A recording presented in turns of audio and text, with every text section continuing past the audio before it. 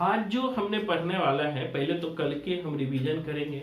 कल हमने आसान भाषा में राष्ट्र साहित्य के विकास को समझाया था, लेकिन मैंने आपको नोट्स नहीं भेजा था। इसके पीछे रीजन था कि एक साइंटिफिक दृष्टिकोण से हम आगे बढ़ेंगे और आज से मूल रूप से आपका सिलेबस शुरू हो जाएगा। और एक एक चीज अगर नहीं समझिए तो कॉपी पे लिखते रहिए और लास्ट में जरूर पूछिए। दो चीज ध्यान रखिएगा मेरे क्लास में, कि किसी को भी शर्माना नहीं है। जीवन में सफलता चाहते हो तो टीचर को अपनी सारी कमियां बताइए। जब तक आप अपने सारे कमी को बताएंगे नहीं, हमें पता नहीं चलेगा और उन कमियों पे हम काम नहीं कर पाएंगे। तो बिल्कुल जब भी आपको कमी लगे तो आप मुझे फोन कर लीजिए, सर ये चीज हमें समझ नहीं है, या फिर मैसेज भी आप कर सकते हो। तो जो आज पढ़ने वाले हैं, अब कॉपी भी आज से लिखने का भी थोड़ा काम करना है। आदिकालीन हेडिंग बनाइएगा, आदिकालीन काव्य की प्रवृत्तियां, काव्य की प्रवृत्तियां, आदिकालीन काव्य की प्रवृत्तियां।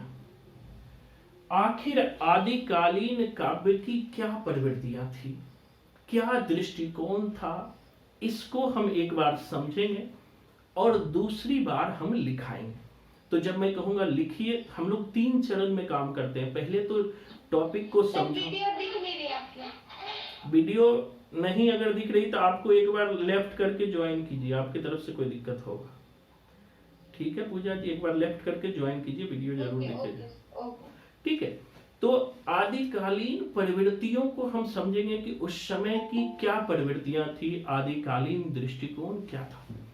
हमने लगा दीजिएगा, मैंने लगा दिया है।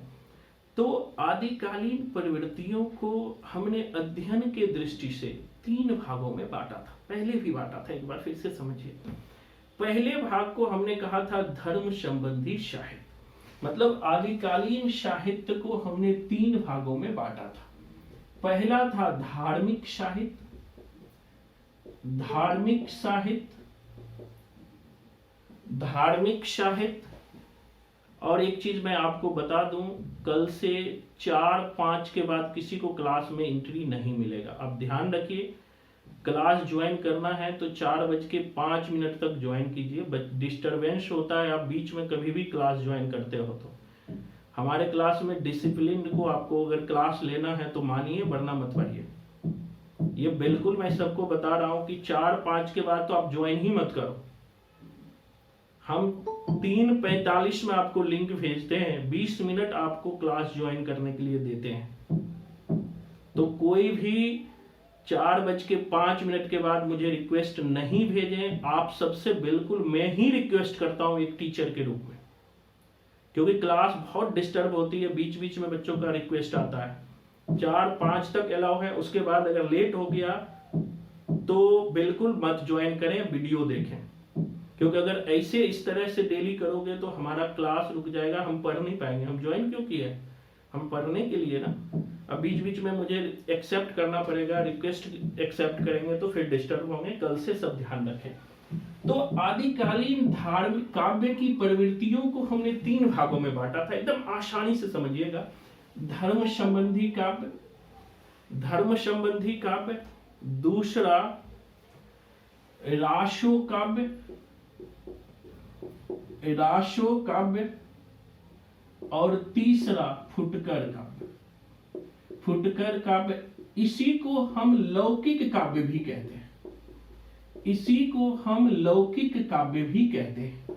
एकदम समझिएगा, क्योंकि ये सेक्शन अगर आप समझ गए ना तो आगे कोई दिक्कत नहीं होना। आदिकालीन प्रवृत्तियों को हम 3 वर्गों में बांट कर देखते हैं। पहला धर्म संबंधी काव्य, राशो काव्य। ये राशो काव्य क्या था कि चारण कवियों द्वारा रचित राशो काव्य।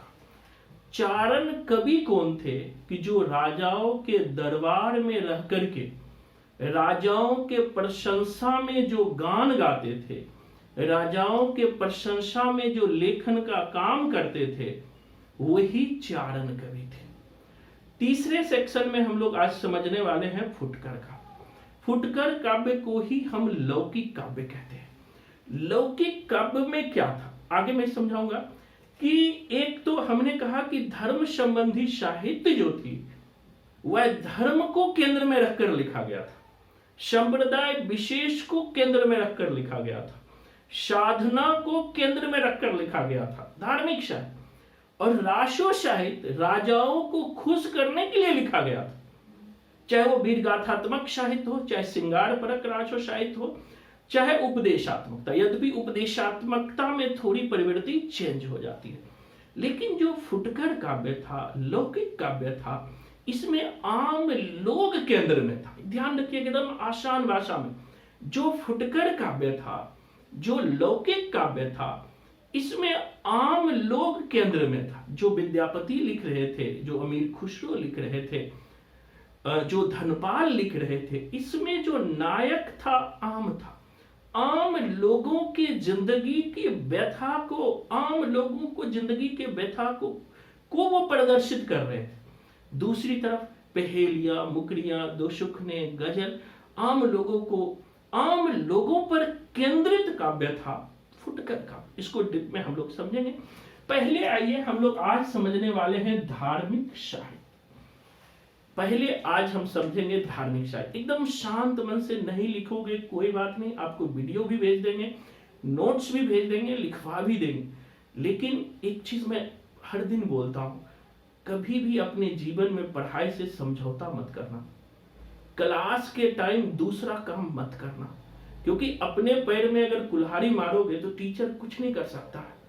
अगर आप ये सोचोगे कि हमारे पास ज्वाइन कर लिए हमारी नौकरी लग जाए, तो ऐसा बिल्कुल नहीं है। बस 2 घंटे आप मुझे दीजिए, अगले 3 से 4 महीने साहित्य पे आपको 100% पकड़ नहीं होगा तो जरूर बोलिएगा, लेकिन पढ़ाई के टाइम बिल्कुल दूसरा काम नहीं। तो हम लोग पढ़ रहे हैं धार्मिक काव्य। देखो धार्मिक काव्य क्या था समझिए। कल भी हमने पिछले क्लास में, जो फ्राइडे को क्लास हुई थी, समझाए थे। धर्म संबंधी काव्य के अंतर्गत 3 आता है, सिद्ध साहित्य, नाथ साहित्य और जैन साहित्य। ध्यान रखिएगा, भूलना नहीं है कि धर्म संबंधी काव्य के अंतर्गत 3 प्रकार के काव्य आते हैं। पहला सिद्ध साहित्य, दूसरा नाथ साहित्य, सिद्ध साहित्य, नाथ साहित्य और जैन साहित्य। धर्म संबंधी काव्य के अंतर्गत 3 प्रकार के काव्य हमें पढ़ना है, सिद्ध, नाथ और जैन साहित्य। एकदम दिमाग में बैठा लेना। अगर पूछे कि निम्नलिखित में से धर्म संबंधी साहित्य कौन है, तो यही तीनों है, इसके सिवा कुछ नहीं। अब इन तीनों साहित्य का संबंध जो है संप्रदाय विशेष से है। मतलब कि वस्तुतः इन तीनों साहित्य जो है, सिद्ध, नाथ, जैन साहित्य, सांप्रदायिक साहित्य है। तीनों साहित्य का मूल विषय धर्म है। पहले समझिए, एकदम दिमाग में बैठ जाना चाहिए। तीनों साहित्य सांप्रदायिक साहित्य है, तीनों साहित्य का मूल विषय धर्म है, और यह साहित्य जो लिखा गया है, मतलब कि साधना पक्ष को केंद्र में रखकर, यानी धर्म और साधना को केंद्र में रखकर ये लिखा गया साहित्य। तीनों का मूल विषय धर्म और साधना। यद्यपि जैन साहित्य कुछ अलग है, क्योंकि इसमें उपदेशात्मकता की प्रवृत्ति है। इसमें जो है, याद रखिएगा कि जैन साहित्य में उपदेशात्मकता की प्रवृत्ति है। बेसिक चीजें ये है। अब आगे बढ़ते हैं। दूसरा हमने कहा कि राशो साहित्य। पहले बेसिक समझ लीजिए, उसके बाद अंदर चलेंगे। राशो साहित्य क्या था, हमने पिछले क्लास में भी समझा था कि चारण कवियों द्वारा रचित इसमें साहित्य है। ये चारण कवि क्या है कि ऐसे कवि थे जो राजाओं के दरबार में रह करके राजाओं के गुणगान में अपने काव्य की रचना कर रहे थे। ऐसे कवि को ही चारण कवि कहा गया। अब दूसरी सवाल है कि चारण कवि ने जो रचनाएं लिखी है, जिसके बारे में राशो साहित्य के बारे में हमने कहा था कि हजारी प्रसाद द्विवेदी ने राशो साहित्य की व्याख्या करते हुए कहा था कि यह अचानक पैदा हुई परंपरा नहीं है, बल्कि यह संस्कृत काव्य शास्त्र से ही चली आ रही। संस्कृत से पाली, पाली से प्राकृत और अपभ्रंश के विकास के दौरान ये राजस्थान पहुंचता है और राजस्थान की भाषा में ओकारांता की प्रवृत्ति थी, इसीलिए राशो हो गया। आगे भी हमने पढ़ा था कि राशो साहित्य को हम लोग जो है नृत्य प्रधान, दृश्य प्रधान और भाव प्रधान के रूप में बांटा था। और फिर हमने कहा था कि 3 प्रकार के राशो काव्य हम लोग लेते हैं, वीरतापरक, श्रृंगार और धार्मिक राशो काव्य, इन तीनों को। और दूसरा फुटकर काव्य है, लौकिक काव्य। यानी लौकिक काव्य के अंतर्गत हमने समझा कि लौकिक काव्य जो था जिसे हम फुटकर काव्य कहते हैं, इन लौकिक काव्य के अंतर्गत उन कवियों को शामिल किया गया है जो लीक से हटकर लिखा, कुछ नवीन कार्य किया। इन्होंने मतलब कि केंद्र में आम जनता को रखा।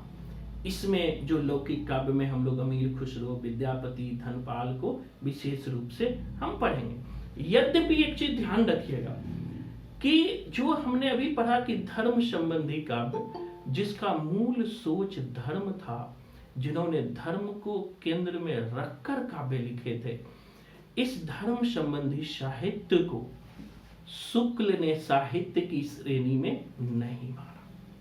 शुक्ल ने स्पष्ट कहा कि ये रचनाएं विविध धर्मों के विषय में लिखी गई है। ये रचनाएं कौन? सिद्धनाथ और जैन साहित्य। ये स्टेटमेंट बहुत पूछता है कि निम्नलिखित में किसने धर्म संबंधी साहित्य को साहित्य नहीं माना, तो वो आचार्य रामचंद्र शुक्ल है।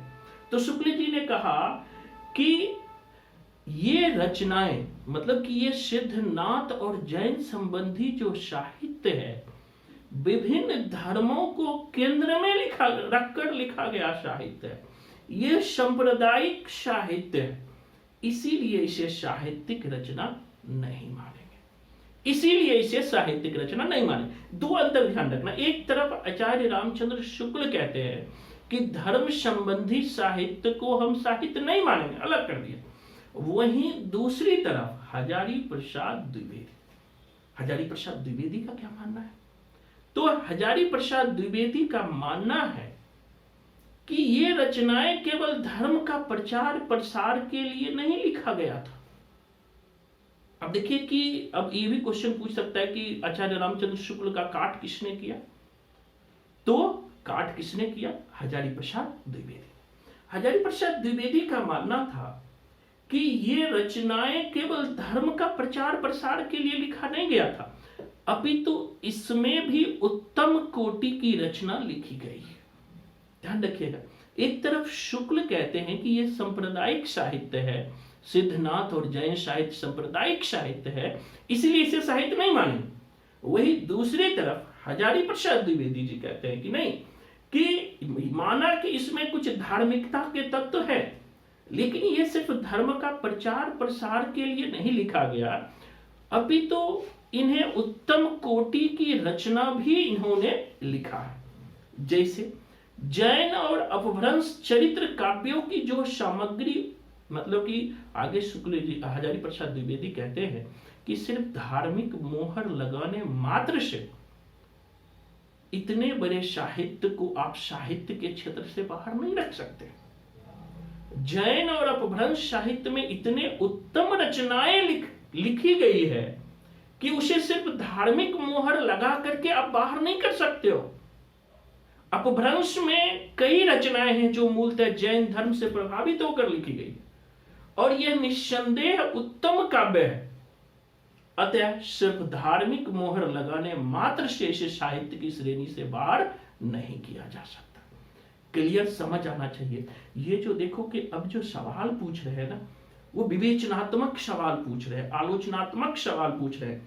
तो आपको सिर्फ रट्टा मारने से काम नहीं चलेगा, आपको साहित्य को डेप्थ में समझना होगा कि वो कहना क्या चाह रहा है, कि भिन्न भिन्न दृष्टिकोण समझने होंगे। तो एक तरफ आचार्य रामचंद्र शुक्ल कहते हैं कि धार्मिक साहित्य को हम साहित्य की श्रेणी में नहीं रखेंगे, और दूसरी तरफ हजारी प्रसाद द्विवेदी कहते हैं कि जैन और अपभ्रंश साहित्य में, सिद्ध साहित्य में ऐसी बहुत सारी रचनाएं हैं जो उत्तम कोटि की है, सिर्फ धार्मिक और सांप्रदायिक कह करके इसे साहित्य की श्रेणी से हम बाहर नहीं कर सकते। क्लियर समझ आ रहा है? तो ये अलग अलग जो अब आज हम पढ़ने वाले हैं, हमने कहा कि धर्म संबंधी साहित्य, तीन पूरे आदिकालीन प्रवृत्तियों में पहला धर्म संबंधी साहित्य था। धर्म संबंधी साहित्य में तीन साहित्य है, सिद्ध साहित्य, नाथ साहित्य और जैन साहित्य। दूसरी तरफ राशो साहित्य और तीसरी तरफ फुटकर या लौकिक काव्य। तो अब हेडिंग बनाइएगा कि हम लोग समझने वाले हैं पहला धर्म संबंधी साहित्य में भी पहला सिद्ध साहित्य। यद्यपि हम पहले भी सिद्ध साहित्य पर चर्चा किए हैं, फिर भी हम एक बार सिद्ध साहित्य को पढ़ेंगे। क्योंकि देखो क्या होता है, एक होता है पढ़ना, दूसरा होता है दिमाग में कॉपी हो जाना। आप 5 दिन भी नहीं सोए रहोगे, तब भी मैं जो याद कराऊंगा वो दिमाग में जैसे ही उठोगे आपके सामने आएगा, तो आपके टिप्स पे रहेगा। ये तभी रहेगा जब शांत मन से आप सुनोगे। कोई दिक्कत है तो लास्ट में पूछोगे। पहला हम सेक्शन बनाने वाले हैं सिद्ध साहित्य। अब सिद्ध साहित्य क्या है, पहले ही हमने सिद्ध साहित्य पे चर्चा किया, फिर से एक बार समझिएगा। हमने कहा था कि सिद्ध संप्रदाय को बौद्ध परंपरा से ही प्रभावित माना जाता है, यानी सिद्ध साहित्य का जो विकास हुआ है बौद्ध धर्म से ही हुआ है। हमने पढ़ा था, हमने पहले चर्चा किया था कि सिद्ध साहित्य का विकास 5वीं-6वीं शताब्दी ईसा पूर्व हुआ था। सिद्ध साहित्य ने बौद्ध धर्म का विकास जो है 5वीं शताब्दी ईसा पूर्व हुआ था। भगवान बुद्ध बौद्ध धर्म के प्रवर्तक थे, जिन्होंने अष्टांगिक मार्ग दिए, जिन्होंने 4 यार सत्य दिए। वही बौद्ध धर्म जो है आगे प्रथम सदी कनिष्क के काल में हीनयान और महायान में बट जाता है, और वही महायान आगे बढ़ करके बरजियान में परिवर्तित हो जाता है। हमने ये भी चर्चा किया था कि यही महायानी लोग जो थे, महायान बरजियान में परिवर्तित होता है, कि जो ये महायानी लोग थे बाद में इनका संपर्क तिब्बत जैसे देशों से होता है। वहां तंत्र मंत्र जादू की प्रवृत्ति पहले से होती है, वहां से संपर्क होकर के पुनः ब्रजियान का एक परंपरा के रूप में इनका डेवलपमेंट होता है। क्लियर? अब देखिए, अगर एक लाइन में पूछे सिद्ध साहित्य है क्या, तो समझिएगा। अगर आपसे पूछ ले कि बताओ सिद्ध साहित्य, आज सर के पास पढ़े हो, क्या है सिद्ध साहित्य, तो एक लाइन में परिभाषा आप समझना। सिद्ध साहित्य या सिद्ध संप्रदाय को बौद्ध परंपरा का, देखो बौद्ध परंपरा का हिंदू धर्म से प्रभावित एक आंदोलन माना जाता है। सिद्ध साहित्य को या सिद्ध संप्रदाय को बौद्ध परंपरा का हिंदू धर्म से प्रभावित एक धार्मिक आंदोलन माना जाता है। हमने 2 चीज पे कहा कि सिद्ध साहित्य क्या है, बौद्ध परंपरा का, यानी बौद्ध परंपरा का प्रभाव है उस पे, और हिंदू धर्म से प्रभावित। हमने पीछे चर्चा किया था कि 6ठी-7वीं सदी में जो हिंदू धर्म में जो शाक्त मक्त कपालिक कालमुख जो मत आए थे, उससे भी ये प्रभावित था। इसीलिए कहा था कि सिद्ध साहित्य क्या है, तो सिद्ध संप्रदाय को बौद्ध परंपरा का हिंदू धर्म से प्रभावित आंदोलन माना जाता है। आगे समझिएगा। तांत्रिक क्रियाओं में आस्था और तंत्र मंत्र के द्वारा सिद्धि चाहने के कारण इसे सिद्ध कहा गया है। फिर से समझिएगा, नहीं लिखिएगा कोई बात नहीं, पहले समझ लीजिए। तांत्रिक क्रियाओं में आस्था, तांत्रिक क्रिया तो समझ सकते हैं, जादू टोना। तांत्रिक क्रियाओं में आस्था और तंत्र मंत्र के द्वारा सिद्धि चाहने के कारण इसे सिद्ध साहित्य कहा गया। क्यों कहा गया? कि तंत्र मंत्र में ये आस्था रखते हैं, तांत्रिक क्रियाओं में आस्था रखते हैं, इसीलिए तांत्रिक क्रियाओं में आस्था रखने के कारण ही इसे सिद्ध साहित्य कहा गया। आगे हजारी प्रसाद द्विवेदी, 2 नाम बड़ा फेमस आते हैं, याद रखिएगा। हजारी प्रसाद द्विवेदी और राहुल संकृत्यायन ने 84 सिद्धों की चर्चा की है। हजारी प्रसाद, शॉर्ट फॉर्म में लिख सकते हैं HP द्विवेदी, मतलब हजारी प्रसाद द्विवेदी एंड राहुल संकृत्यायन ने 84 सिद्धों की चर्चा की है। 84 सिद्धों की चर्चा की है। 84 सिद्धों की चर्चा की है। हजारी प्रसाद द्विवेदी और राहुल संकृत्यायन ने 84 सिद्धों की चर्चा की है। इसमें से कुछ प्रमुख सिद्ध हैं, जैसे आप नाम सुनते होंगे, जैसे सरहपा, सबरपा, लुईपा, डोम्भिपा, कनहप्पा आदि।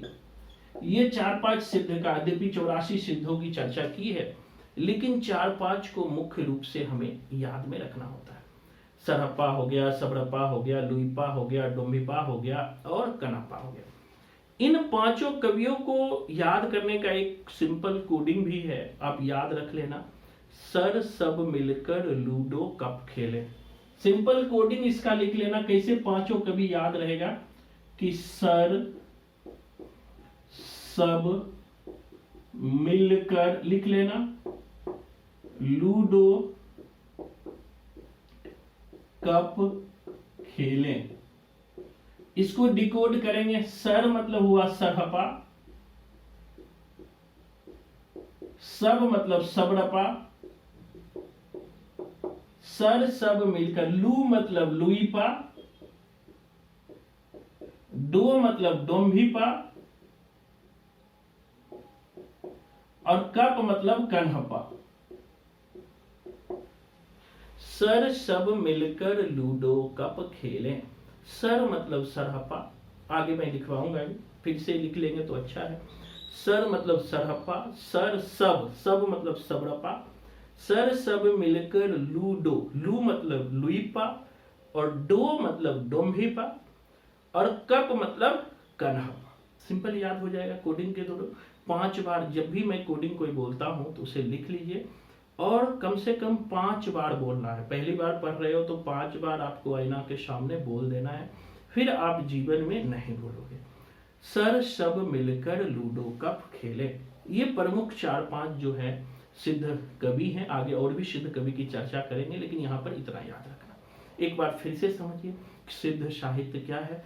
सिद्ध साहित्य बौद्ध परंपरा का हिंदू धर्म से प्रभावित आंदोलन है, जो कि तांत्रिक क्रियाओं में आस्था रखते हैं, तंत्र मंत्र के द्वारा सिद्धि चाहते हैं, इसीलिए इसे सिद्ध साहित्य कहा गया है।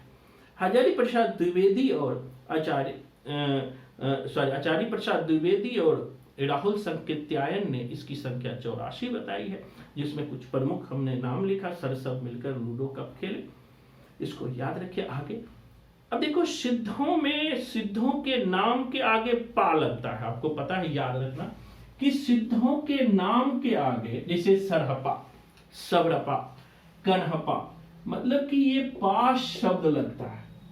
सिद्धों के नाम के आगे पा शब्द लगता है, याद रखना। पा शब्द एक आदर सूचक शब्द है, आदर सूचक शब्द है, याद रखिएगा। कि मतलब कि सिद्धों के नाम के आगे, जितने भी सिद्ध कवि हैं उनके नाम के आगे पा शब्द लगता है, और पा जो पाद का रूप है, और यह एक सम्मान सूचक शब्द है। क्या है ये? सम्मान सूचक, आदर सूचक शब्द है। दूसरी बात, सिद्धों द्वारा जन भाषा में लिखित साहित्य, यानी कि सिद्धों द्वारा जो साहित्य लिखा गया वह जन भाषा में लिखा गया। सिद्धों द्वारा जो साहित्य लिखा गया वह जन भाषा में लिखा गया। सिद्धों द्वारा जो साहित्य लिखा गया, साहित्य सिद्धों द्वारा वह जन भाषा में लिखा गया। ध्यान रखिए, क्वेश्चन पूछ लेता है जन भाषा में, अगर सारे ऑप्शन हो उसमें अभ्रंश साहित्य भी दे दे और जन भाषा भी दे दे तो जन भाषा ही मार के आना। ये क्वेश्चन नेट में भी पूछा है, डीएसएसबी में भी पूछा है, नवोदय सब में पूछा हुआ है। तो सिद्धों द्वारा जन भाषा में साहित्य लिखा गया। दूसरी बात, सिद्ध साहित्य बौद्ध धर्म के ब्रजयान के प्रचार प्रसार के लिए लिखा गया था। जो सिद्ध साहित्य था वह बौद्ध धर्म के ब्रजयान शाखा के प्रचार प्रसार के लिए लिखा गया। प्रसार के लिए लिखा गया। ध्यान रखिएगा कि बौद्ध धर्म यानी कि जो बौद्ध धर्म का साहित्य था वो किस लिए लिखा गया, समझना बहुत इंपॉर्टेंट चीज है। आपसे सवाल पूछ लगता है कि मतलब कि बौद्ध साहित्य किस लिए लिखा गया, तो बौद्ध धर्म के ब्रजियान शाखा के प्रचार प्रसार के लिए लिखा गया था। सिद्ध साहित्य क्यों लिखा गया, तो बौद्ध धर्म के ब्रजियान के प्रचार प्रसार के लिए लिखा गया। यद्यपि क्लियर समझ नहीं आए तो लिखते जाना, जहां समझ नहीं आए लास्ट में पूछ लेना, एक दो लाइन लिख भी सकते हो। यद्यपि सिद्ध साहित्य का रचना काल सामान्य रूप से 7वीं से 13वीं सदी मानी जाती है। जो सिद्धों का रचना काल है, सिद्धों का रचना काल 7वीं से 13वीं सदी के बीच माना जाता है, के बीच माना जाता है। मतलब सिद्धों का जो रचना काल है, ध्यान रखना, 7वीं से 13वीं सदी के मध्य माना जाता है, कि बीच माना जाता है। इसी के दौरान उन्होंने रचनाएं लिखी। एक बार क्वेश्चन भी ये पूछा गया है, जितना पॉइंट्स मैं बता रहा हूं दिमाग में सेट कर लो, मैं एक भी वर्ड फालतू आपको बता नहीं रहा हूं। हर एग्जाम के लिए जो भी आई होता है कि ये क्वेश्चन भी पूछा है कि मतलब कि सिद्धों का रचना काल सामान्यतः किसके बीच माना जाता है, किस सदी के बीच माना जाता है, तो 7वीं से 13वीं सदी के बीच माना जाता है। 7वीं से 13वीं सदी के बीच माना जाता है। एकदम 5 बार बोलना है। और जीवन में आज मेरे साथ प्रतिज्ञा करो कि नौकरी लिए बिना हमें छोड़ना नहीं है, चाहे कुछ भी हो। संपूर्ण साहित्य मुझे इस बार टिप्स कर जाना है, कोई भी दिक्कत हमें ना हो। और सर का सर खाना है, सर का सर खाना है। नहीं समझ आए तो एकदम प्रतिज्ञा करो कि 10 बार सर को फोन करेंगे कि सर जी सिद्ध साहित्य नहीं समझ आया, फिर से बताइए। मुझे वो बच्चे बड़े प्यारे लगते हैं जो हमें बार बार फोन करके पूछते रहते, सर ये तो बिल्कुल समझ नहीं आया। तो ये प्रतिज्ञा कर लो, और ये भी प्रतिज्ञा कर लो कि बार बार साहित्य हमें नहीं पढ़ना है, क्योंकि 5 जगह पढ़ना है। एक ही बार फुल्ली अच्छे से पढ़िए, फिर दिक्कत ना हो। क्लियर। सिद्धों का जो रचना काल है भैया 7वीं से 13वीं सदी के बीच। क्लियर। अब आगे आते हैं। हम आज सिद्धों पे ही सिर्फ चर्चा कर रहे हैं, तो दिमाग सिद्धों पर ही क्लियर रहना, दूसरे पे अभी नहीं जाना। एक को हम परफेक्ट बनाएंगे, फिर दूसरे चरण में जाएंगे। दूसरे पॉइंट में आते हैं, आखिर सिद्धों ने क्या, सिद्ध साहित्य में स्वाभाविक सुखभोग को स्वीकार किया गया।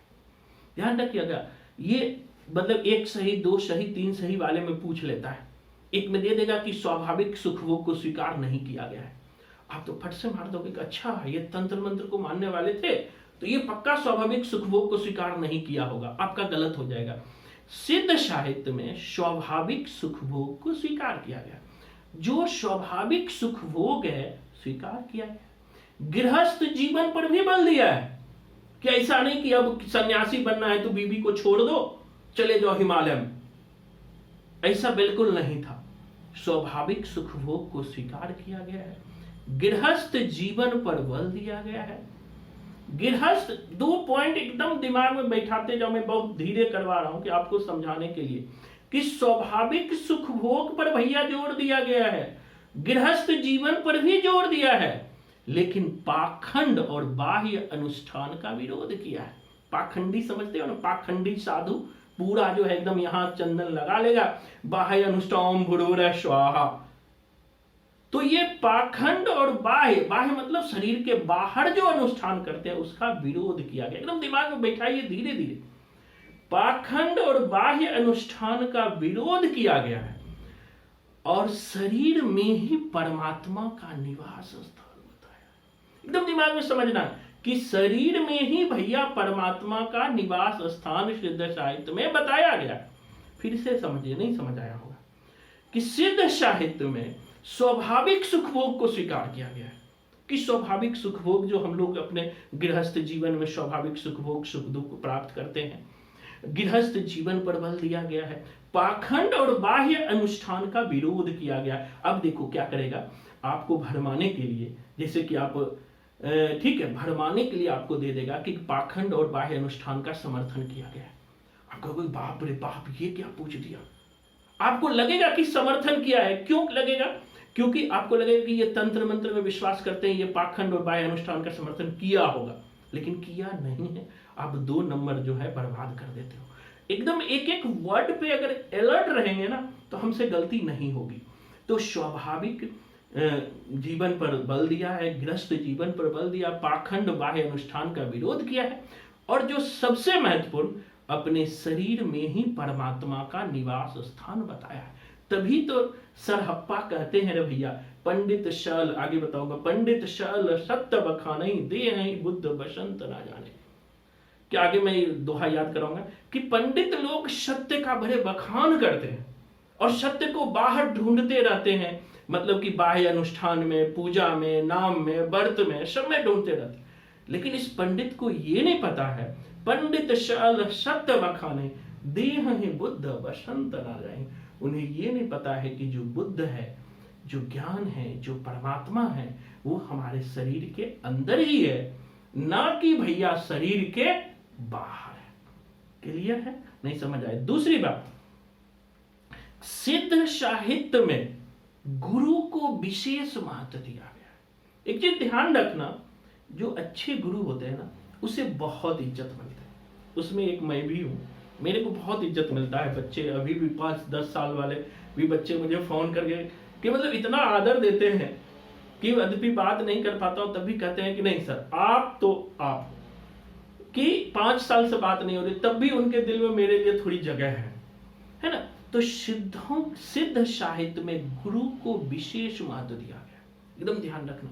यद्यपि गुरु का महत्व पूरे साहित्य में है, कहीं साहित्य आपने देखोगे जहां पर गुरु का महत्व नहीं है। भक्ति काल में भी गुरु का महत्व है, रीति काल में भी गुरु का महत्व है, आधुनिक काल में भी गुरु का महत्व है। एक भक्ति काल में कबीर ने क्या कहा, गुरु गोविंद दो खरे काकू लागू पाए, बलिहारी गुरु आपनो गोविंद मिलो दियो मिलाए। तो यहां याद रखिएगा, सिद्ध साहित्य में गुरु का विशेष महत्व है। उनके अनुसार शरीर में स्थित ब्रह्म की प्राप्ति गुरु की कृपा से ही हो सकती है। अब देखो 2 चीजें, जो गुरु होता है भिन्न भिन्न चीजें बताता है। कोई गुरु है जो आपको हिंदी पढ़ा रहे, कोई गुरु होगा आपको मैथ पढ़ाएंगे, कोई इंग्लिश पढ़ाएंगे। तो यहाँ पे सिद्ध साहित्य में कहा गया है कि गुरु का विशेष महत्व है, और गुरु के कृपा से ही आपके अंदर जो ब्रह्म है, जो परमात्मा है, क्योंकि सिद्ध साहित्य में कहा गया है ईश्वर हमारे शरीर के अंदर ही है।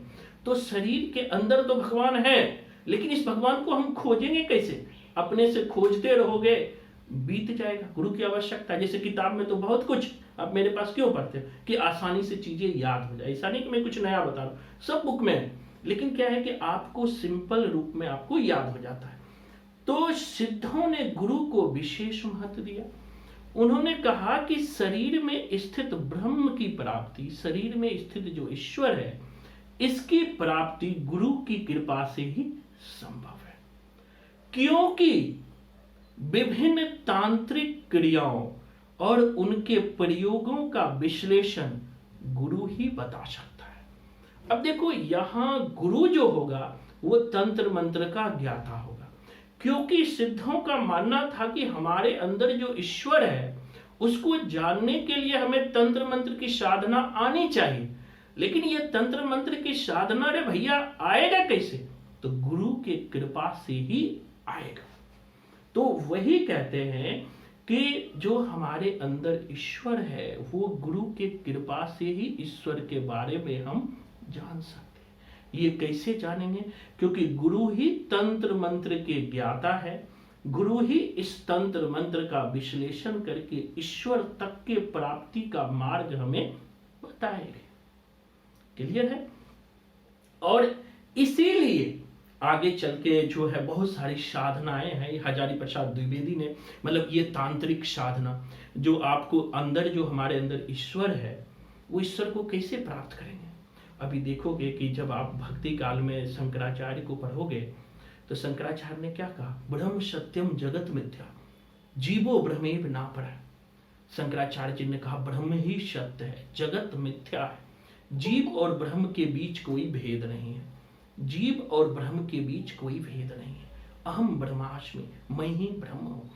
तो अधिकतर जो आगे का साहित्य पढ़ोगे, जैसे कि आप कबीर को पढ़ते हो, तो कबीर में भी आप देखते हो एक तो प्रतीकात्मक भाषा उलटवासी दिखाई पड़ता है, दूसरी तरफ आप देखते हो कबीर भी बाह्य अनुष्ठान का विरोध किया है।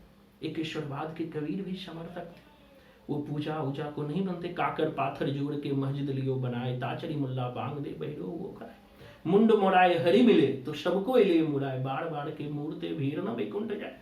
कबीरदास जी कहते हैं सर मुड़ाने से अगर भगवान मिलता तो सबसे पहले उसको मिलना चाहिए, भेड़ को मिलना चाहिए कि भेड़ हर 6 महीने मुड़ा जाता, मुंड मुड़ाए हरि मिले तो सबको ले मुड़ाए। तो यहाँ कहने का सीधा सा मतलब है कि कबीर के दर्शन पर सिद्ध साहित्य का भी प्रभाव है, जो अभी हम पढ़ रहे हैं। क्योंकि यहाँ पे जो है आत्मविश्लेषण की बात है, और आत्मविश्लेषण की बात जो है कबीर भी कहते हैं, तलफे बिनु बालम मोर जिया। कबीर की रचनाएं पढ़ोगे, साखी पढ़ोगे, तो कहीं ना कहीं सिद्ध साहित्य का प्रभाव कबीर पर है। इसीलिए हजारी प्रसाद द्विवेदी ने बताऊंगा कि मतलब कि कहा कि सिद्ध साहित्य का जो मूल भावना था उसमें सहज शून्य की साधना थी, काया योग थी, नैरात्म की भावना थी। आगे सब बताऊंगा कि मतलब एक साधना का ये प्रकार है। इसी तरह गुरु आपको साधना कराएंगे और साधना में तंत्र मंत्र की विद्या देंगे। जब आपको पूरी तंत्र मंत्र की विद्या आ जाएगी तभी आपके अंदर जो ईश्वर है उस ईश्वर को हम जान पाएंगे। क्लियर है? अब दूसरी बात और सिद्ध साहित्य में क्या है, ध्यान रखना। अगर सिद्ध साहित्य में हम भाषाओं की बात करें तो भाषाओं में सिद्ध साहित्य की जो भाषा है, याद रखना, अर्धमागधी अपभ्रंश के निकट है। पिछले क्लास में भी हम चर्चा किए थे कि अर्धमागधी अपभ्रंश के निकट है। एकदम हूबहू सवाल पूछ लेता है। एकदम ध्यान रखिएगा कि जो सिद्ध साहित्य की जो भाषा है वो अर्धमागधी अपभ्रंश के निकट है। इसी कारण इसे संधा या संघा भाषा कहा जाता है। संधा या संध्या भाषा भी कहा जाता है। आगे सिद्ध साहित्य ने चर्चा भी किया कि संध्या भाषा या संध्या भाषा क्या है। उन्होंने कहा कि संध्या क्या होता है, संध्या का समय क्या होता है, ना दिन होता है ना रात होता है, वही संध्या होता है।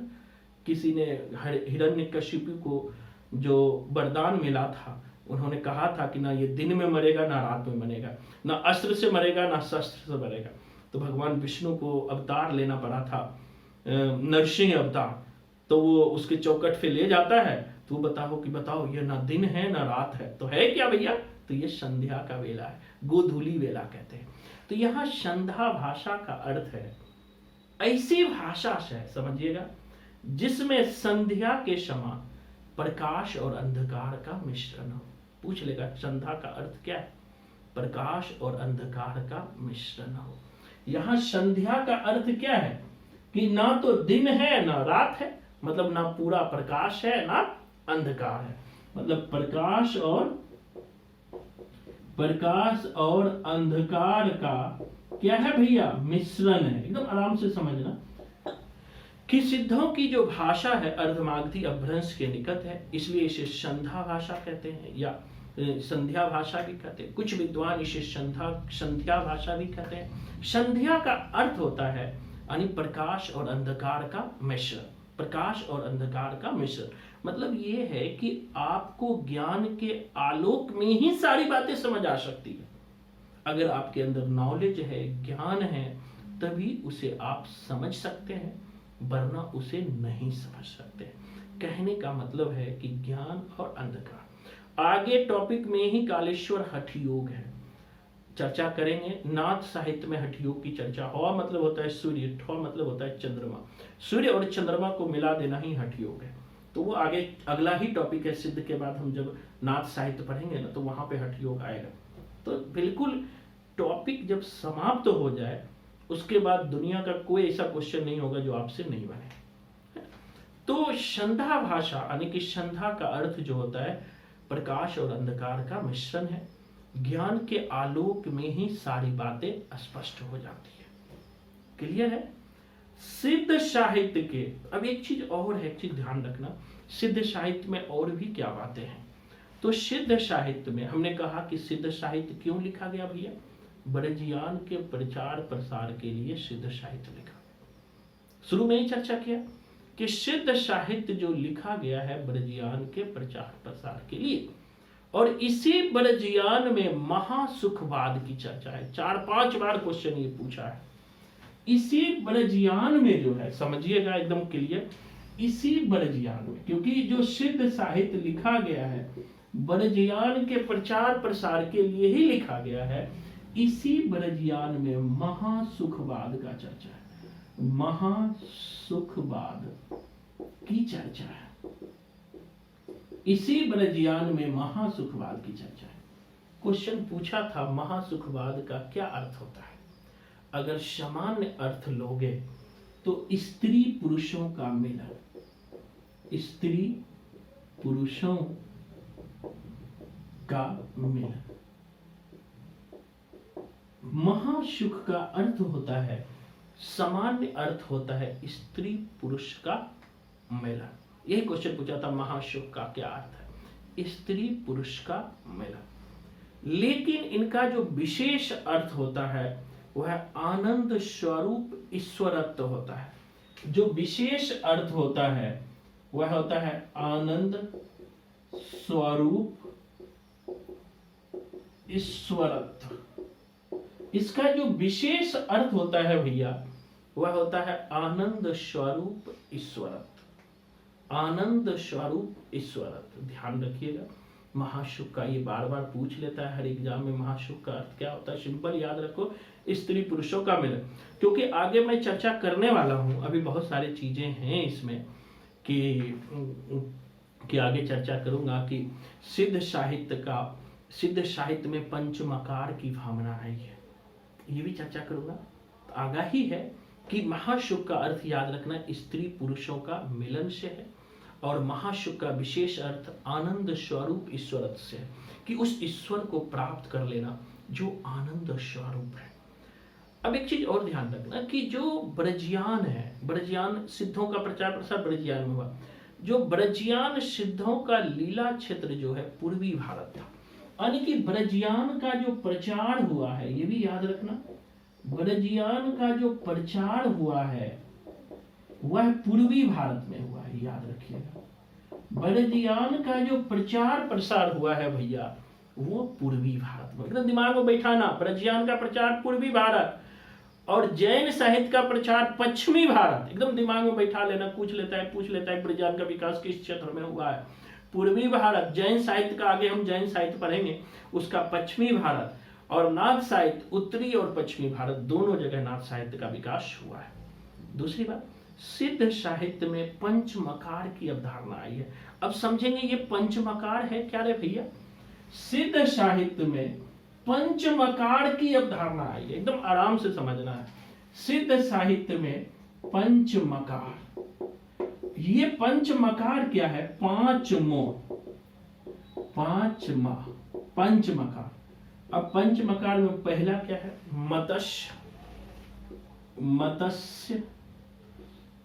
मत्स्य, मांस, मदिरा, मुद्रा और मैथुन। सिद्ध साहित्य में पंचमकार की अवधारणा आई है, मत्स्य, मांस, मदिरा, मुद्रा और मैथुन। अब देखो कि इसका समान अर्थ भी होते हैं। समान अर्थ में इसका इसी से लिया जाता है कि जो सिद्ध थे वो इसी में, मतलब कि पंचमकार में विश्वास करते थे, खूब मांस भी खाते थे, मदिरा पीते थे, मुद्रा मैथुन करते थे, मतलब कि सेक्सुअल रिलेशन के संबंध में आया है। तो ये जो इसी में धुत रहते थे, हर चीज में ये धुत रहना होता है, समान अर्थ। लेकिन इसका विशेष अर्थ भी लिया जाता है जिसमें ईश्वरत्व की प्राप्ति से लिया जाता है। तो लेकिन यहाँ पर समान अर्थ भी चर्चा है, क्योंकि भिन्न भिन्न, यद्यपि अलग अलग साहित्य में अलग अलग चीजें भी दिखाई पड़ती है, लेकिन जब आप बुक में पढ़ोगे, सिद्ध साहित्य को पढ़ोगे, उसमें बहुत बहुत सारे साहित्य में ये बातें आई है, क्योंकि सिद्ध साहित्य में जो ये भावना थी ना, यही भावना सिद्ध साहित्य के या बौद्ध धर्म के पतन का भी कारण बनता है। पिछले क्लास में भी हमने चर्चा किया था कि जो सिद्ध मंक थे, मंक बौद्ध कहलाते हैं, बौद्ध को ही मंक कहते हैं। जो आप बिहार में, हमने कहा कि सिद्ध साहित्य का विकास पूर्वी भारत हुआ ब्रजयान में, तो खास करके जो आपको नालंदा महाविहार है, जो विक्रमशिला महाविहार है, जो सोमापुर विहार है, ये महाविहार होते थे जहाँ पर बौद्ध मंक रहते थे ना, उसे महाविहार कहते थे। वहीं पर इसका एजुकेशन होता। जैसे नालंदा विश्वविद्यालय का नाम आप लोग सुने होंगे। पहले ये नालंदा विश्वविद्यालय की स्थापना कुमारगुप्त प्रथम ने किया था, और ये नालंदा विश्वविद्यालय बिहार में है, बिहार शरीफ के आसपास है। तो ये जो नालंदा विश्वविद्यालय 4वीं सदी के हैं, आज से लगभग 1600-1700 साल पहले नालंदा विश्वविद्यालय की स्थापना हुई थी। उससे भी पूर्व तक्षशिला विश्वविद्यालय है जो पाकिस्तान में है। तो जहां पर तक्षशिला विश्वविद्यालय में ही चंद्रगुप्त मौर्य का नाम सुने होंगे आप। चंद्रगुप्त मौर्य तक्षशिला विश्वविद्यालय में गए थे पढ़ने के लिए। चाणक्य वहीं के शिक्षक थे तक्षशिला विश्वविद्यालय का। ठीक है। मत्स्य, मत्स्य का मतलब सीधा सा होता है, मछली से होता है। मत्स्य मछली, माश, मदरा, मुद्रा, मुद्रा मतलब विभिन्न प्रकार जो होता है, मुद्रा शैली। मैथुन मतलब एक सेक्सुअल रिलेशन के संबंध में आता है। तो उसी संदर्भ में कहा था कि जो नालंदा महाविहार थे ना, इसके बारे में बड़ी चर्चा किया है, हर जगह चर्चा है, इतिहास में भी चर्चा है कि नालंदा विश्वविद्यालय में जो बौद्ध मंक थे, जो सिद्ध थे, वो व्यभिचार में लिप्त हो गए थे। आचार्य रामचंद्र शुक्ल भी अपने हिंदी साहित्य के इतिहास में लिखते हैं, जब पढ़ोगे जरूर पढ़ना, सिद्ध साहित्य निकाल के पढ़ना। जब मैं पढ़ा दिया हूँ सिद्ध साहित्य आज, तो एक बार पढ़ना आप लोग। तो वो आचार्य रामचंद्र शुक्ल जी भी लिखते हैं कि वहाँ के जो बौद्ध मंक थे ना, ये बड़े व्यभिचारी हो गए थे। जैसे बौद्ध मंक, जो मंक लोग होता है ना, वो भिक्षाटन करके खाता है। आपको पता है 5 घर में भिक्षा मांगना, जो आया उसी को खाना। तो कहा कि बौद्ध मंक को, ये नालंदा विश्वविद्यालय को राजाओं का समर्थन प्राप्त हो गया था। खास करके जो हमने बताया था पाल वंश, पाल वंश जो बंगाल में पाल वंश था, उसी पाल वंश का अधिकार बिहार में भी था, उड़ीसा में भी था। तो वो पाल वंश ने इन नालंदा विश्वविद्यालय को संरक्षण देता था। इसे 200 गांव भी दे दिया था दान में। तो अब ये जो है मतलब भिक्षा मांगने के लिए नहीं जाते थे। ये जो सिद्ध लोग थे भिक्षा मांगने के लिए नहीं जाते थे। इनके पास इतने धन दौलत आ गए थे कि ये अब घर में, अब मान लिया मैं एक उदाहरण देता हूँ, आपके पास मैं 5 करोड़ रुपया दे दूं, क्या अगले दिन से मेरे क्लास पढ़ने आओगे? कोई नहीं आओगे। कहोगे क्यों पढ़ो रे भैया, नौकरी करेंगे, जिंदगी भर कमाएंगे, तब भी 5 करोड़ नहीं आएगा, बैठे आ गया, मौज करो।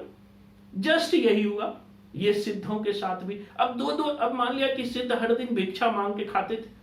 अब जो राजा थे उसे 200 गांव दान में दे दिया, उसकी रेवेन्यू सारे का। ये बौद्ध मंक खूब खाते थे, खूब मौज करते थे, एकदम आराम से रहने लगे। दूसरी बात देखो, व्यभिचार कहाँ पैदा होता है? जहां लोग निठल्ले होते हैं।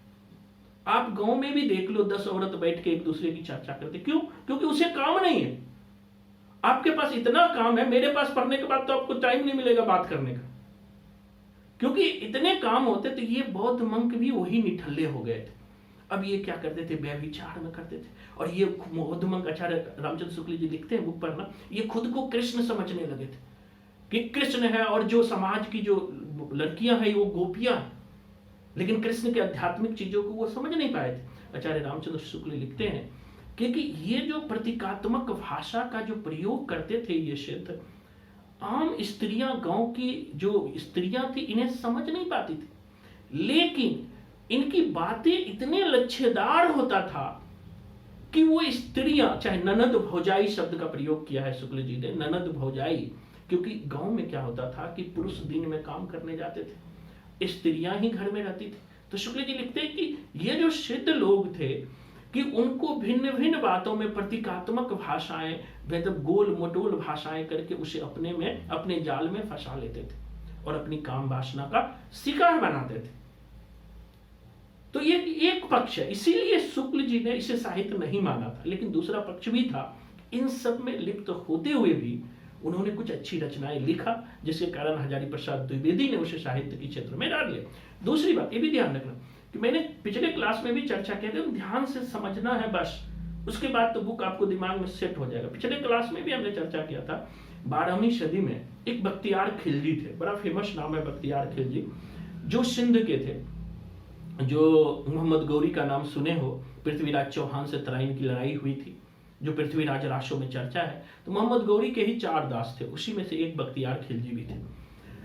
तो ये बख्तियार खिलजी ने क्या किया कि आक्रमण किया, बिहार को लूटते हुए सीधे नालंदा विश्वविद्यालय को जला दिया। मैंने ये भी चर्चा किया।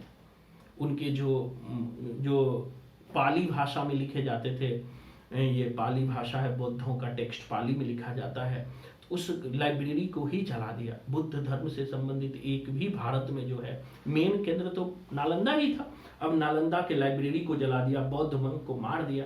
यही कारण है कि शशांक हुए हैं, बड़ा फेमस शासक हुए हैं बंगाल का शशांक जो है क्या कहते हैं, हर्षवर्धन के समकालीन थे शशांक। इतिहास में आप पढ़ोगे शशांक हर्षवर्धन के समकालीन।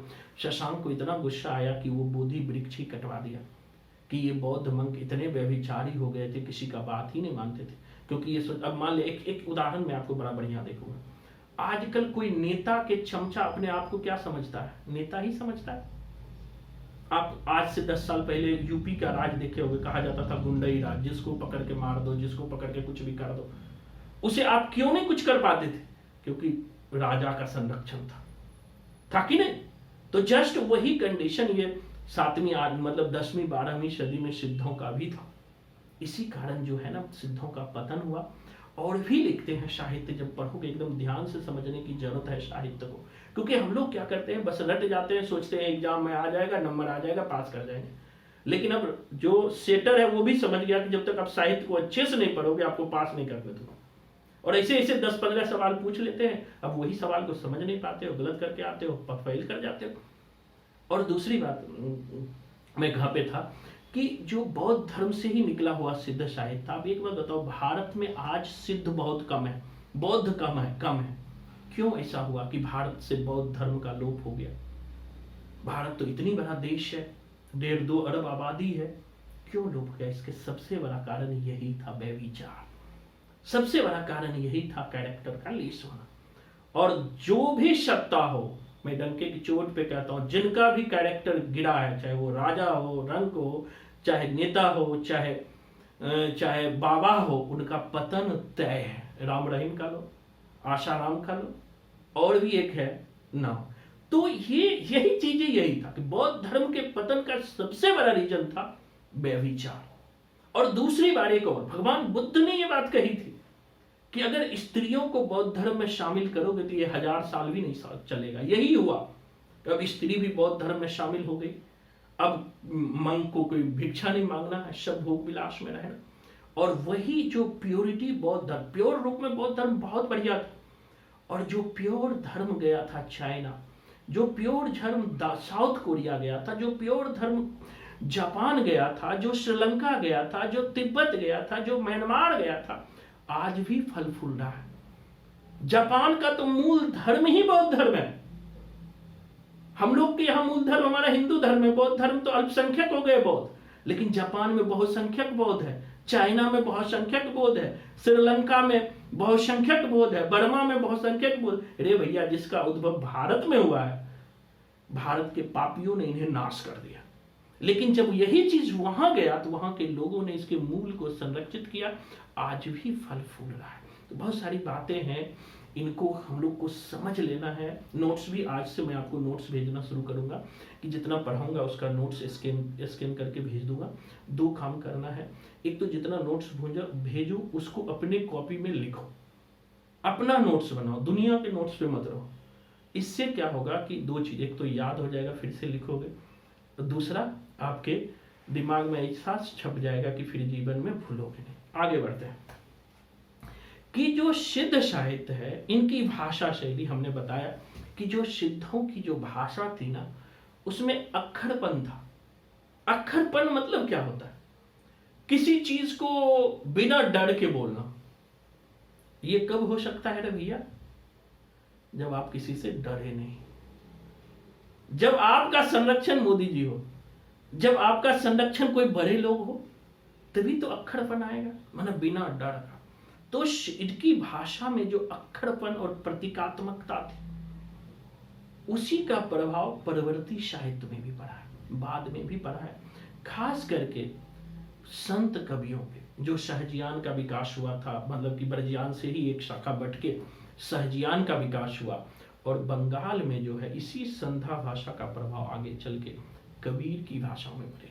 कबीर की वाणी में अक्षरपन है, कबीर डरते नहीं है किसी से। अद्भुत दो अंतर है सिद्ध कवि और कबीर में, ध्यान रखना। सिद्ध कवि को संरक्षण राजाओं का प्राप्त था, तब वो नहीं डरते थे, और दूसरी तरफ कबीर को किसी का संरक्षण नहीं था। कबीर स्वच्छंद थे, वो डरते ही नहीं थे किसी से, तब उनमें अक्खड़पन था। तो दोनों के अक्खड़पन में अंतर है। एक जो कुत्ते होते हैं ना, तो वो स्वामी के डर से, मतलब कि जब स्वामी होगा तो दूसरे के सामने भौंकने लगेगा, जब कोई नहीं अकेले तो वो शांत रहेगा। तो खैर, तो इन चीजों को समझना है कि अक्खरपन था, प्रतीकात्मकता था, और इनका प्रभाव आगे चल के जो है कबीर पर भी पड़ा है।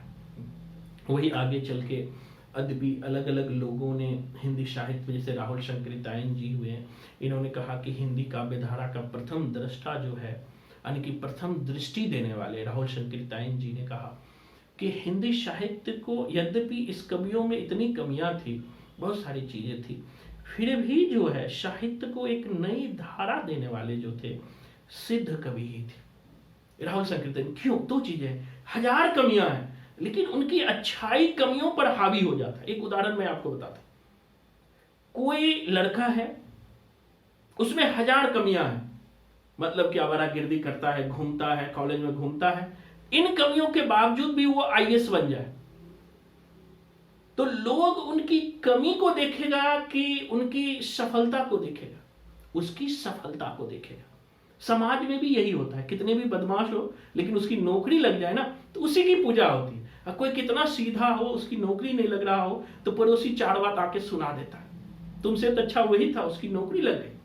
तो जस्ट यही चीज है कि राहुल शंकरितायन जी ने कहा, यद्यपि इनमें बहुत सारी कमियां थी, लेकिन हिंदी साहित्य काव्यधारा के प्रथम दृष्टा यही थे। क्यों थे प्रथम दृष्टा? आगे इन्होंने कहा कि आदि काल में ही नए नए छंदों का सृजन हुआ। आदिकालीन दौर में ही रे भैया नए नए छंदों का सृजन हुआ। आदिकाल दौर में ही नए नए छंदों का सृजन हुआ। जैसे छंद क्या होता है? जैसे दोहा, चौपाई, सोरठा, छप्पे, हरिगीतिका, ये क्या है? छंद है। तो इन छंदों की शुरुआत, अब से एग्जाम में पूछ सकता है कि इन दोहा, चौपाई, सोरठा का शुरुआत कब हुआ? किसने लाया? तो ये सिद्ध कवियों ने ही लाया, आदिकालीन कवियों ने ही लाया। इसलिए इनका मान ले, एक बात बताओ, अगर ये लोग दोहा छंद को जन्म नहीं देता, ये लोग सोरठा चौपाई को छंद नहीं देता, तो रामचरितमानस कैसे लिखता तुलसीदास जी चौपाई में? बता। तो यही तो मतलब, इसीलिए इसे, क्योंकि इतनी कमियां होने के बावजूद भी इसमें विशेषता है, क्योंकि इन्होंने नए नए छंदों का सृजन किया। क्योंकि आदिकालीन कवियों ने, सिद्ध कवियों ने नए नए छंदों का सृजन किया। जैसे दोहा, लिख भी सकते हो, इन्होंने नए नए छंदों का सृजन किया, जैसे दोहा, चौपाई, सोरठा, हरिगीतिका, छप्पे आदि। और ये इन्हीं छंदों को बाद के कवियों ने अपनाया, चाहे वो भक्तिकालीन कवि हो, चाहे रीतिकालीन कवि हो, चाहे आदिकालीन कवि हो। तो नए नए छंदों का प्रयोग करना किसने शुरू किया? आदिकालीन कवि सिद्धों ने शुरू। बाद में किसने अपनाया? तो बाद के जितने भी साहित्यिक दौर आए, उसने सबने नए नए छंदों को अपनाया। तो ध्यान रखिए, कुछ कुछ पॉइंट्स लिखते भी जाना है। दूसरी बात, आदिकाल की जो मुख्य भाषा, हम देखिए, हमने कहा था कि पूरे आदिकाल की अगर मुख्य भाषा की बात करें तो अपभ्रंश थे। देखो, क्वेश्चन के अनुसार आंसर चेंज हो जाता है, इसीलिए आपका जब हमारा आदिकाल खत्म हो जाएगा, तो इस सैटरडे को हमने जब हमसे बात किया होगा, तो हमारा 5 दिन क्लास होता है, आपको पता है सबको। एक दिन डिस्कशन क्लास होता है। उस डिस्कशन क्लास में जितना मैं पढ़ाऊंगा, आप सबसे पूछूंगा अगले 3 घंटे। सैटरडे का क्लास 3 घंटे का होता है, 4 से 7 तक। तो उसमें हम सब बच्चे से आपसे पूछ सकता है, बताइए सिद्ध साहित्य क्या है, आपको बिना देखे कैमरा ओपन कर, अभी तो बहुत सारे बच्चे कैमरा ना डांटने वाला हूँ आज, सब कैमरा बंद करके बैठते हैं। इतना मैंने समझाया कैमरा ओपन होना चाहिए, आपको ही फायदा होगा कैमरा ओपन होगा, क्योंकि आपको लगेगा नहीं सर हमें देख रहे हैं। कैमरा जब ओपन नहीं होता है तो अरे आ जा थोड़ा चाय लेके आना, आ जा थोड़ा नाश्ता करके आना। अरे भैया मैं शुरू में ही कहता हूं अपने ही पैर पे खुद कुल्हाड़ी मत मारो। हमारा जीवन बहुत संघर्षपूर्ण है, जो भी बच्चे सक्सेस करते हैं उसके जीवन में बहुत संघर्ष होता है। मैं उनके साथ होता हूँ, पिछले 2-3 साल से देख रहा हूँ।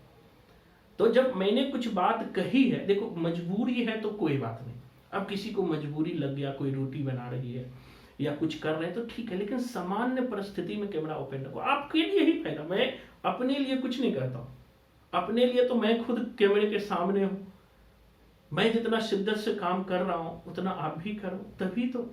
अब देखो एक बड़ा अच्छा मैं बताऊंगा, कोई भी सफलता तब तक नहीं मिल सकती है जब माइंड और बॉडी का रिलेशन ना हो। इसी तरह कोई भी सफलता तब तक नहीं मिल सकती है, मैं बड़े बड़े बुक में पढ़ा हूं, जब गुरु और शिष्य में तादात्म्य नहीं हो।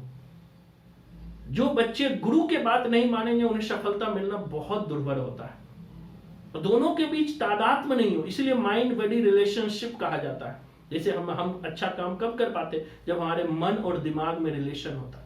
मन कुछ और कह रहा, दिमाग कुछ और कह रहा, फिर काम नहीं कर पाएंगे। इसीलिए कहा जाता है माइंड। उसी तरह गुरु और शिष्य जो होता है माइंड और बॉडी की तरह होता है, कि गुरु आपके बॉडी माइंड है तो आप उनका बॉडी हो, और अगर साथ नहीं दोगे तो आप पीछे छूटते चले जाओगे, और साथ दोगे तो सफलता आपको ही मिलेगी। अब अगर शांत मन से सुनोगे, हमें क्या करना, मैं तो यही कहता हूँ, डेढ़ घंटे का ही मैं डेली क्लास लेता हूँ, और इतना दिन तो मैंने बस 1.5 घंटे हमने कितने दिन मांगा है, 3 से 4 महीने। आपने जिंदगी भर साहित्य पढ़ा है, पिछले 8-10 साल से तो पक्का पढ़ा होगा, 3 साल बीए किया होगा, 2 साल एमए किया होगा, किसी ने 3 साल एमफिल किया होगा, किसी ने 4 साल पीएचडी किया होगा, 10 साल, लगभग 8 साल तो जरूर पढ़े होंगे। लेकिन 8 साल एक तरफ रखना, मैं लिख के देता हूं आज, 8 साल एक तरफ रखना, और हमारा 3 महीने का क्लास एक तरफ रखना, हमारा भारी होगा, और बहुत भारी होगा, भारी ही नहीं होगा, बहुत भारी होगा। लेकिन हाँ, शर्त है कि मैंने जो कहा माइंड और बॉडी का रिलेशन होगा तभी होगा, नहीं तो मैं पढ़ा रहा हूं, मैं तो देख नहीं रहा हूं, और आप पड़ोसी के साथ चाय पी रहे हो, ठिठोली कर रहे हो, हमें तो दिख ही रहे हो कि आप पढ़ रहे हो। बिल्कुल नहीं। मैं इसीलिए शुरू की क्लास में कहता हूं, भैया मैं दूसरे टीचर की तरह नहीं हूं कि आपने पैसे दे दिया बस हमारा काम खत्म है, नहीं, हम आपसे रिलेशन के साथ जुड़ते हैं, एक गुरु शिष्य की परंपरा को आगे बढ़ाते हैं। तो हम इस रिलेशन में तो आपको भी आगे बढ़ के हमें साथ देना होगा। मैं बच्चों को डांट भी देता हूं, क्योंकि उन पे मेरा अधिकार है। कभी कभी बच्चे मैसेज नहीं करते हैं, कमेंट नहीं करते, तो मैं डांट देता हूं, अरे भाई तुम पे हमारा अधिकार है, तुम इतना भी नहीं कर सकते हो।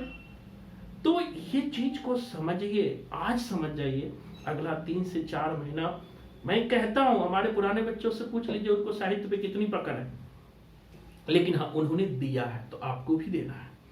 तो हमने अभी क्या कहा कि आदि काल में नए नए छंदों का निर्माण हुआ।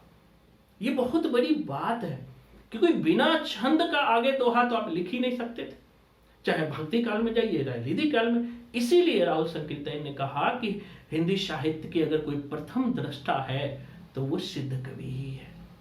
प्रथम दृष्टा है तो वो सिद्ध कवि है, बिल्कुल। दूसरी बात कहते हैं कि इन्होंने दोहा, चौपाई, छंद का इन्होंने तो निर्माण किया ही, साथ ही इन्होंने जो है बाद के कवियों भी इन छंदों से प्रभावित हुए। आदिकाल की मुख्य भाषा जो थी अपभ्रंश, ध्यान रखना, और मुख्य छंद दोहा थी। पूरे आदिकाल का भी मुख्य छंद पूछे, क्वेश्चन पूछा हुआ है कि मुख्य भाषा अगर पूछे तो मुख्य भाषा में आंसर अपभ्रंश होगा, और पूरे आदिकाल के मुख्य छंद पूछे तो मुख्य छंद में आंसर दोहा होगा। लिख लीजिए, मुख्य छंद में आंसर क्या होगा, दोहा होगा। क्लियर? तो ये बेसिक चीजें हमने ज्यादा नहीं बताया है अभी, और भी आपको जोड़ेंगे, क्योंकि अभी थोड़ा बैकअप दे रहे हैं आपको कि थोड़ी थोड़ी चीजें आप समझें, क्योंकि थोड़ा टाइम लगेगा साहित्य को समझने में। अब कुछ प्रमुख आदिकाल के कवियों की बात करेंगे हम। आदिकालीन के जो कवि हैं, हमने आदिकालीन प्रमुख कवियों का एक कोडिंग बताया था, आपको याद होगा, सर सब मिलकर सर सब मिलकर लूडो कब खेले।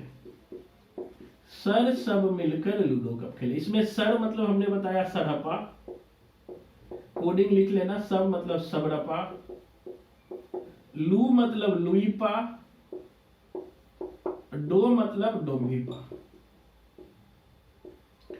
कप मतलब कन्हापा। तो इन सारे के बारे में थोड़ी चर्चा करेंगे। यही 5-6 कवि के बारे में पूछता है, ज्यादा पढ़ने की जरूरत है नहीं, आगे पूछेगा तो पढ़ेंगे। जिसमें पहला नाम है सरहपा। पहला नाम क्या है? सरहपा। और इसका जन्म सदी सामान्य रूप से 769 यानी 8वीं सदी माना जाता है। लिख लीजिए, 8वीं सदी माना जाता है। सरहप्पा का जन्म सदी कब माना जाता है? 8वीं सदी। इसी सरहप्पा के अन्य नाम भी था। अन्य नाम में जैसे सरोज ब्रज, अन्य नाम में है सरोज ब्रज। किसी का छूटेगा तो नोट्स भेज देंगे। सरोज ब्रज, राहुल भद्र, सरहपाद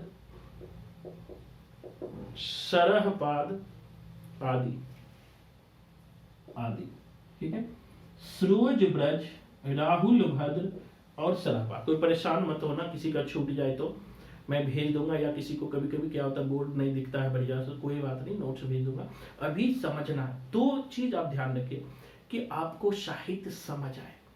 लिखना नहीं लिखना मायने नहीं रखता है, क्योंकि देखो जीवन भर हम भी पहले रट्टा लगाते थे, आप भी रट्टा लगाते हो, रट जाओ, इससे काम कभी बना नहीं। मैं भी 3 सब्जेक्ट में जीआरएफ हूँ, हिस्ट्री में भी हूँ, हिंदी में भी हूँ, बुद्धिज्म में भी हूँ। क्यों? रट्टा मार से नहीं। हमने समझ गया कि रट्टा मार से कुछ नहीं होता है, अब हमें समझना है। समझ के किया, एक बार में हो गया। कोई भी चीज तो है सरोज ब्रज, राहुल भद्र और सरहप्पा।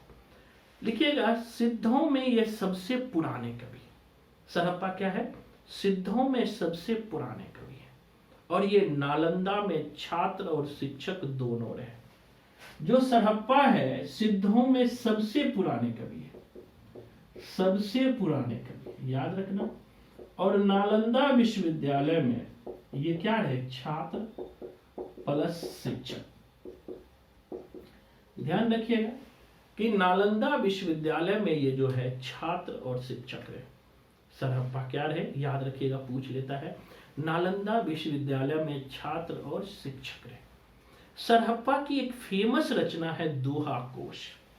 सरहप्पा की एक फेमस रचना है, जीवन में नहीं भूलना, अपना नाम भूल जाना, दोहा कोश। अब चलो नहीं याद रहेगा तो कोडिंग जिंदाबाद है। अब सरहप्पा की रचना है दोहा कोश। कैसे याद रखोगे? सरहप्पा मतलब पप्पा, और पप्पा को बचपन में क्या सुनाते थे? दोहा। जैसे ऑफिस से आए, बचपन की बातें आप लोग को याद होगा, मुझे तो याद है कि पापा जी आते थे स्कूल से तो चॉकलेट लेके आते थे और बोलते थे जो दोहा सुनाओगे ना उसको चॉकलेट मिलेगा। तो हमारी और हमारे सिस्टम में बड़े मतलब कंपटीशन होता था। तो वहीं से हमने कोडिंग लिया, सरहप्पा मतलब पप्पा, और पप्पा को क्या सुनाते हैं? दोहा। तो दोहा से हो गया दोहा कोश। याद रहेगा, सरहप्पा मतलब पप्पा, और पप्पा को क्या सुनाते हैं हम? दोहा, मतलब दोहा कोश। सरहप्पा मतलब पप्पा, और पप्पा को क्या सुनाते हैं? दोहा कोश। अब इस जो दोहा कोश है सामान्य रूप से सबको याद होगा, लेकिन इसके अंदर की बातें भी हमें याद रखना है।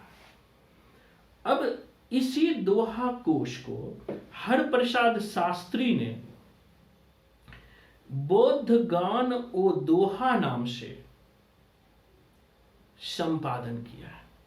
ठीक है, दोहा कोश मतलब कि हरप्रसाद शास्त्री ने बोधगान और दोहा में, मतलब कि बोधगान और दोहा का संपादन किया था हरप्रसाद शास्त्री ने। उसमें सरहप्पा और कृष्णाचार्य के दोहे हैं।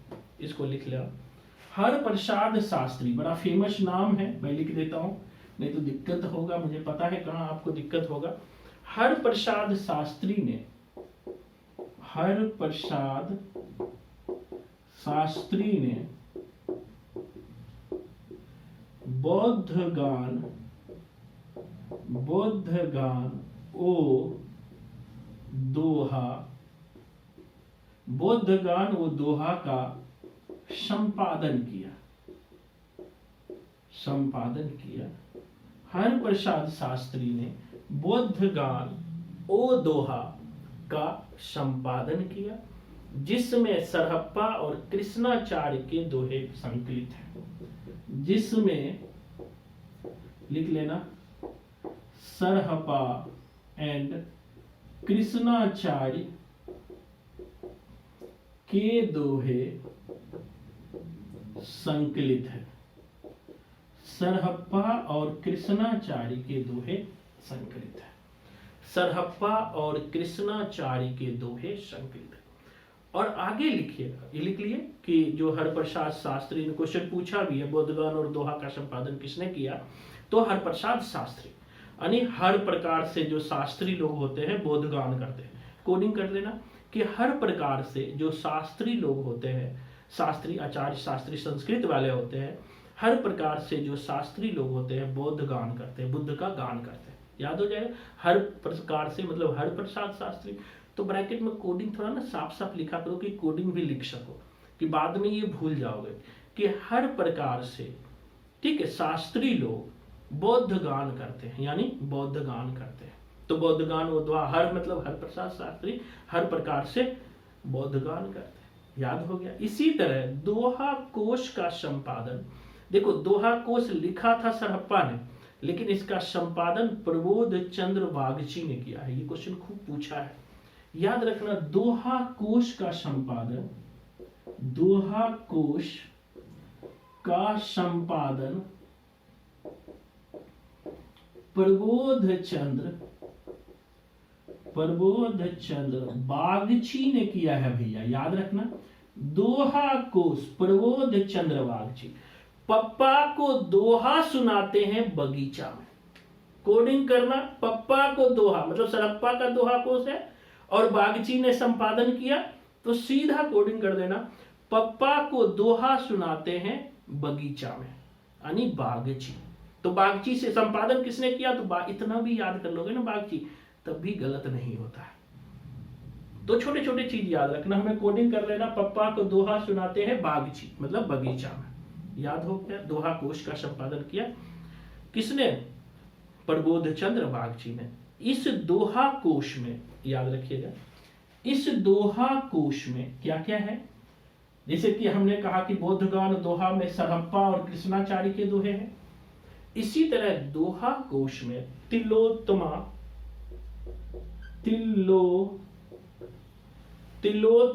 तिलोमा या तिल्लोमा, दोहा कोश में तिल्लोमा, ती आधा लो लोमा, दोहा कोश में तिल्लोमा, सरहपा और कनहपा के दोहे संकलित है। कनहपा के दोहे संकलित है। पूछ लेता है क्वेश्चन, याद रखिएगा कि दोहा कोश में तिल्लोमा, सरहपा और कनहपा के दोहे संकलित है। तिल्लोमा, सरहपा और कनहपा के दोहे संकलित है। तिल्लोमा, सरहपा और कनहपा के दोहे संकलित है। क्लियर। आगे याद रखना कि सरहपा ने सहज संयम, किस किस पर बल दिया सरहपा ने, ध्यान रखना क्वेश्चन पूछा भी है। सरहपा ने सहज संयम मतलब संयम पे बल दिया। सहज संयम, पाखंड का विनाश, सहज संयम, पाखंड का विनाश, गुरु की सेवा, गुरु की सेवा। सरहप्पा ने सहज संयम, पाखंड का विनाश, गुरु की सेवा, सहज मार्ग और महासुख की प्राप्ति पर बल दिया है। सहज मार्ग और महासुख की प्राप्ति पर बल दिया है। फिर से समझिएगा कि सरहप्पा ने सहज संयम मतलब संयम पे बल दिया, पाखंड के विनाश की बात की, गुरु की सेवा की बात की, सहज मार्ग और महासुख के प्राप्ति पर बल दिया है। महासुख की प्राप्ति पर बल दिया है। क्लियर है। आगे बच्चन सिंह ने लिखा है सरहप्पा के बारे में, बच्चन सिंह ने सरहप्पा के बारे में लिखा है। बच्चन सिंह ने सरहप्पा के बारे में लिखा है, लिख लेना। आक्रोश की भाषा का पहला प्रयोग। बच्चन सिंह ने सरहप्पा के बारे में लिखा है। आक्रोश की भाषा का पहला प्रयोग सरहप्पा में ही दिखाई पड़ता है। आक्रोश की भाषा का पहला प्रयोग भैया सरहप्पा में ही दिखाई पड़ता है। सरहप्पा में ही दिखाई पड़ता है। अंतिम पॉइंट, आक्रोश की भाषा का पहला प्रयोग जो है सरहप्पा में ही दिखाई पड़ता है। ये भी क्वेश्चन पूछा है, किसने कहा है? तो बच्चन सिंह ने सरहप्पा के बारे में कहा। अंतिम पॉइंट लिखना, सिद्धों की भाषा को संधा भाषा नाम। जैसे संधा भाषा हमने पढ़ा ना, प्रतीकात्मक भाषा, संधा भाषा, लेकिन क्वेश्चन पूछ ले कि ये नाम किसने दिया, तो वो भी याद रखना। सिद्धों की भाषा को संधा भाषा नाम या संध्या भाषा नाम मुनि दत्त और अद्वैय ब्रज ने दिया। सिद्धों को संधा भाषा नाम यानी सिद्धों की संधा भाषा नाम, दो व्यक्ति है, मुनि दत्त और अद्वैय ब्रज ने दिया। लिख लेना, सिद्धों को संधा भाषा नाम है मुनि दत्त और अद्वैय ब्रज ने दिया। सामान्य चीजें अभी हमने देखा। सबसे पहले देखा कि जो सिद्ध साहित्य में पहला फेमस नाम जो आता है वह सरहप्पा का है। सरहप्पा का जन्म 8वीं सदी में हुआ, ये भी याद रखना, 769 में। सरहप्पा के ही अलग अलग नाम है, जैसे सरोज ब्रज कहते हैं, राहुल भद्र कहते हैं, कहीं सरहपाद कहा जाता है। और सिद्धों में ये सबसे पुराने कवि माने जाते हैं, सबसे पुराने कवि।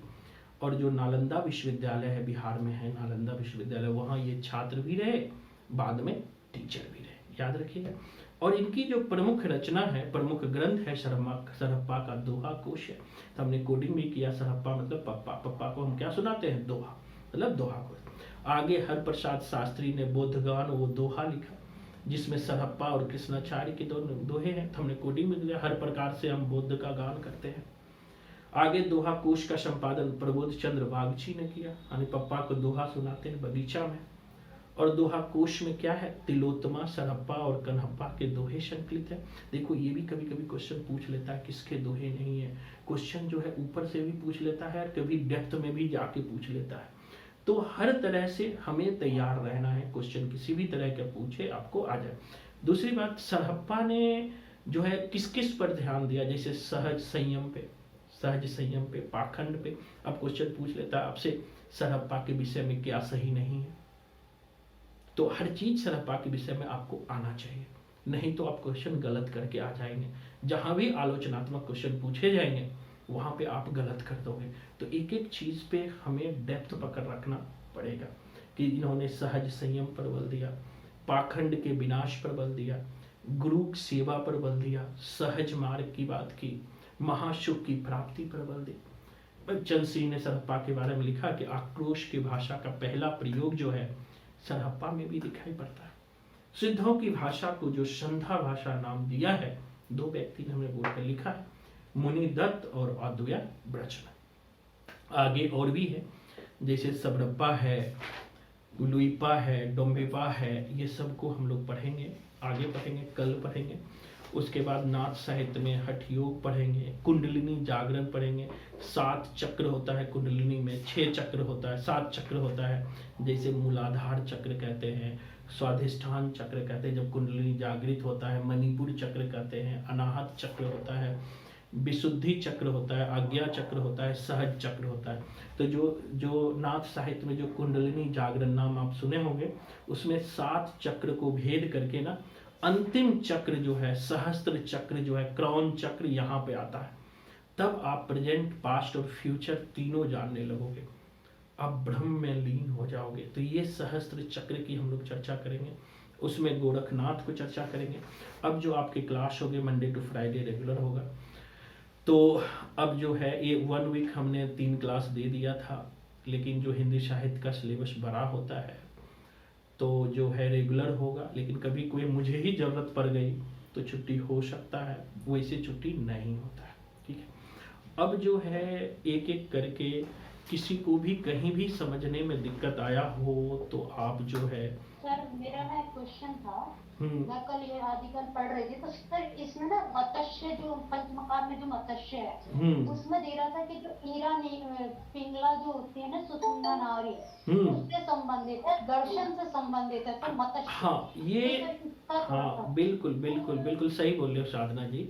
आपने बताया था कि इसके दो अर्थ लिए जाते हैं, एक सामान्य अर्थ और एक विशेष अर्थ। तो आपने जो बताया है ना वो भी है, वो विशेष अर्थ में है, उस पर थोड़ी मैं चर्चा करूंगा इस बार। ये पांचों का विशेष अर्थ क्या है, सामान्य अर्थ तो हम लोग जानते हैं, इनके विशेष अर्थ पे भी थोड़ा सा हम लोग इस बार चर्चा करने वाले हैं। ठीक है, पहले बेसिक। ठीक है, बिल्कुल। और पूछिए, मैं थोड़ा